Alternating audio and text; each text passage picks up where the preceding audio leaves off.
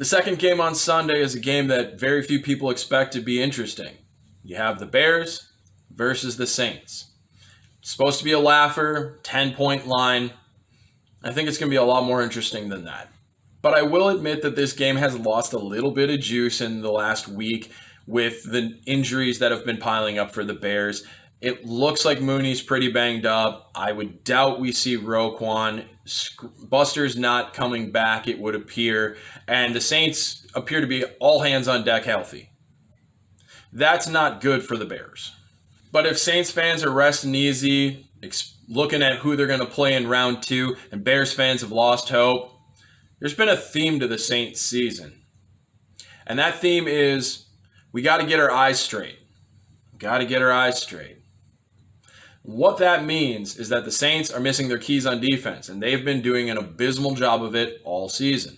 You've seen flashes where it came together in a game or 2 games, but for the most part, it has been rocky for the Saints this entire season.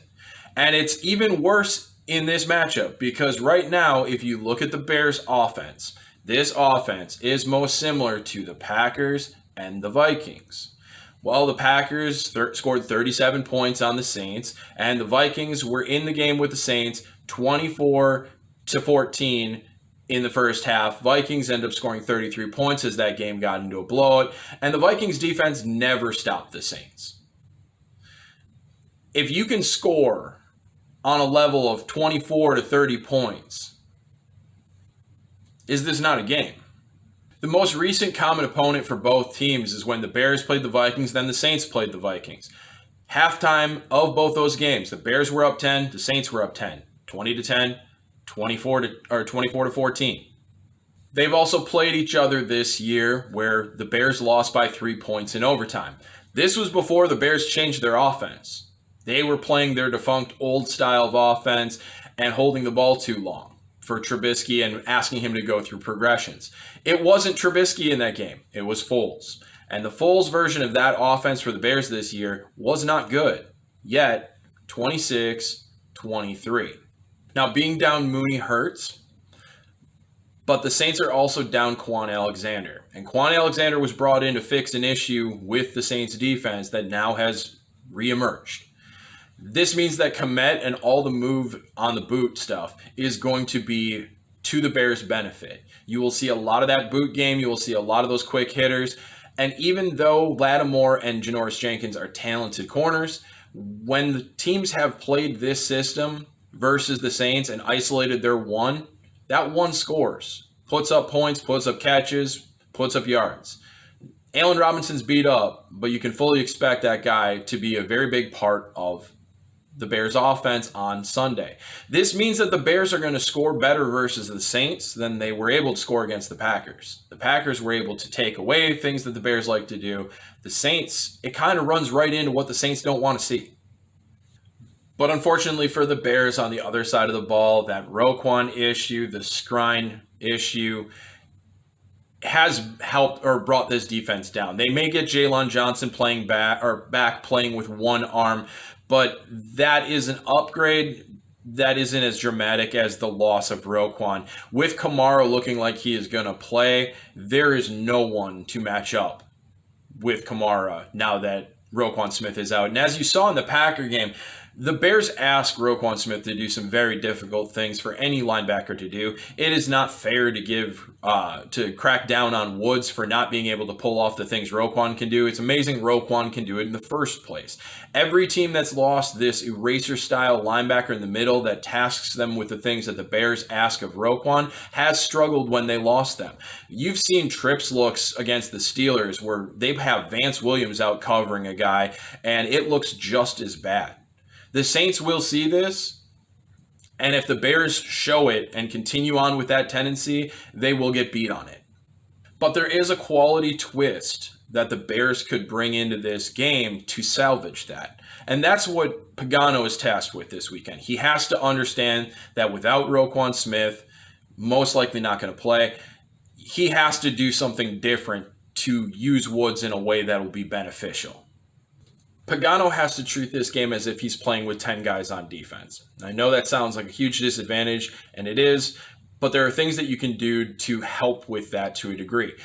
Instead of playing 2 high, instead of playing 1 high, you should be looking a lot more into 1 high and 0 high. You're going to need to put Gibson or him and Eddie Jackson in more positions where they are on man coverage, which is a good idea against the Saints anyway, because Brees' ability to attack deep down the field isn't what it used to be. This is to take Woods out of his coverage responsibilities because he can't be trusted to do the things that Roquan does. Simple as that. Very few linebackers can.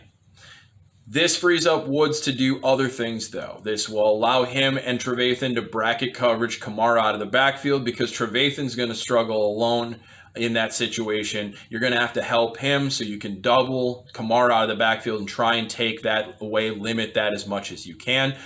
Or another twist on this would be to bring Woods up to the center and let him hijack. And this is to line Woods up right over the center and let him blitz. And this will accomplish a few things. By blitzing and taking the center out of the game, you hurt the Saints' ability to slide protect towards Hicks and Mack. You can get them in better isolation situations. You may even bait them into putting their running back in protection, which would take Kamara out of the pass route. That would be a positive. As well as that would isolate Bilal and Hicks on the guards solo. And this is something that Minnesota did versus the Saints the year before, which helped them knock the Saints out of the playoffs, where they put Everson Griffin and Danielle Hunter in the middle and isolated them on the guards. By getting that interior pressure, they moved Brees off the spot. They made him struggle. They made the day harder. These are the creative things that the Bears have to come up with because Pagano needs to put on a magician hat to overcome the loss of Roquan. One more thing the Bears could use to tip the scales would be to live by the sword or die by the sword.